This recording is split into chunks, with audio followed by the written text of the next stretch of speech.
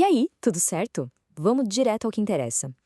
A gente conhece bem os autores famosos, os enredos que a gente adora, mas e se uma obra inteira, do nada, simplesmente aparecesse? É exatamente isso que a gente vai investigar hoje.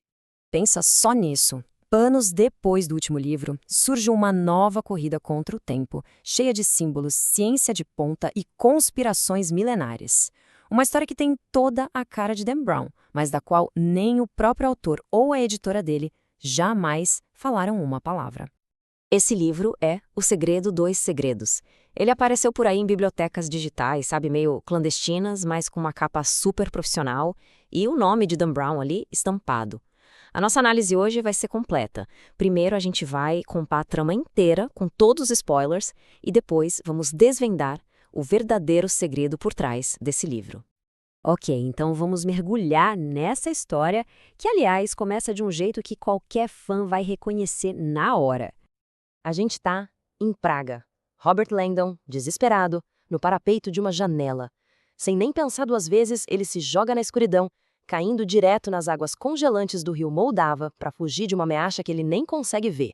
É um começo com tudo, bem no estilo clássico. E claro, o Langdon não tá sozinho nessa. Ele se junta com a Catherine Solomon, uma cientista genial, cujo trabalho sobre o poder da consciência humana é tão revolucionário que acabou se tornando perigoso. E o sobrenome Solomon, para quem é fã, é uma piscadela para o símbolo perdido, conectando tudo ao universo que a gente já conhece. Mas toda boa aventura do Langdon precisa de um vilão que marque, né? E olha, o desse livro aqui é realmente assustador. A ameaça que está caçando Langdon e a Solomon pelas ruas de Praga é uma figura mítica, o Golem. Diz a lenda que ele foi criado do barro para proteger o povo judeu. E aqui, nessa história, ele é uma força implacável, silenciosa, um monstro que parece ter saído direto do folclore para a vida real. E para deixar tudo mais tenso, dá uma olhada no que se passa na mente dessa criatura. Os pensamentos dela mostram uma natureza que não é humana, como se fosse um espírito que só está usando um corpo emprestado. Ele não se vê como gente, mas como uma manifestação, um protetor com uma missão. É de arrepiar. Mas a história vai bem além de um mito antigo, mergulhando de cabeça num suspense tecnológico. O Golem, na verdade, é só a ponta do iceberg. O verdadeiro alvo da perseguição toda nem é o Langdon, é a pesquisa da Catherine. As descobertas dela na ciência noética são radicais. Ela acredita que a nossa consciência pode prever e até mesmo criar a realidade. Para ela, o medo da morte é a causa de todo o mal do mundo, e a ciência pode provar que a consciência sobrevive ao corpo. Pois é, e uma pesquisa tão poderosa, claro, ia chamar a atenção de quem não devia.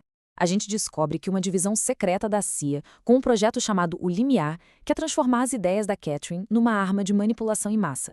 O vilão aqui não é uma pessoa só, mas uma agência inteira do governo agindo nas sombras. E é aí que começa uma corrida frenética. O manuscrito da Catherine, que tem toda a pesquisa dela, é roubado. Para piorar, Langdon e Catherine levam a culpa por um crime que não cometeram e passam a ser caçados por toda a Europa, tentando provar que são inocentes e recuperar esse trabalho que pode mudar o mundo. E como em toda a história do Dan Brown que se preze, tudo que a gente achava que sabia está prestes a virar de ponta cabeça. A grande revelação é sobre o Golem. Ele não é um monstro sobrenatural. Na verdade, ele é uma personalidade alternativa de uma jovem chamada Sasha, uma vítima dos experimentos do tal projeto O Limiar. O Golem é um protetor que nasceu do trauma dela, uma manifestação psicológica da sua dor e da sua vontade de se defender.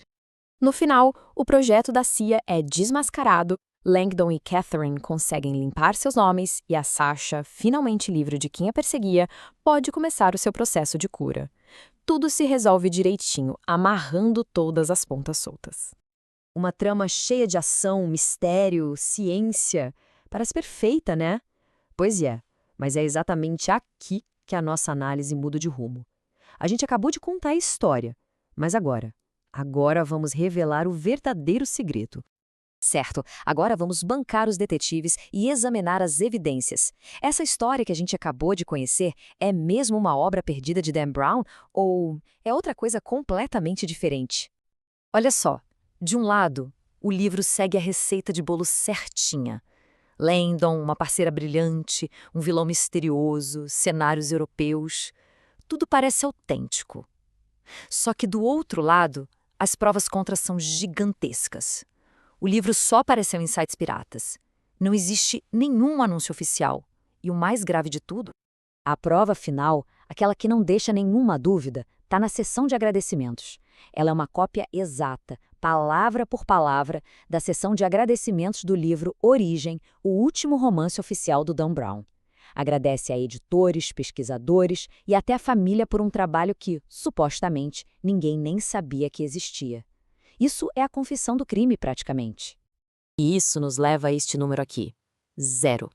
É o número de comunicados de imprensa, de anúncios na Amazon, de entrevistas, ou qualquer menção oficial sobre o segredo dos segredos vindo do Dan Brown, da editora ou dos agentes dele.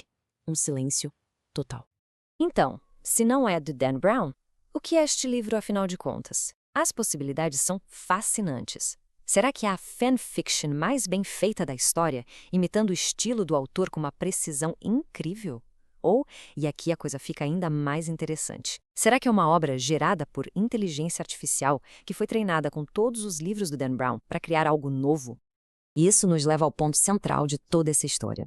O mistério que realmente importa aqui não é a identidade do Golem, mas o que esse livro representa.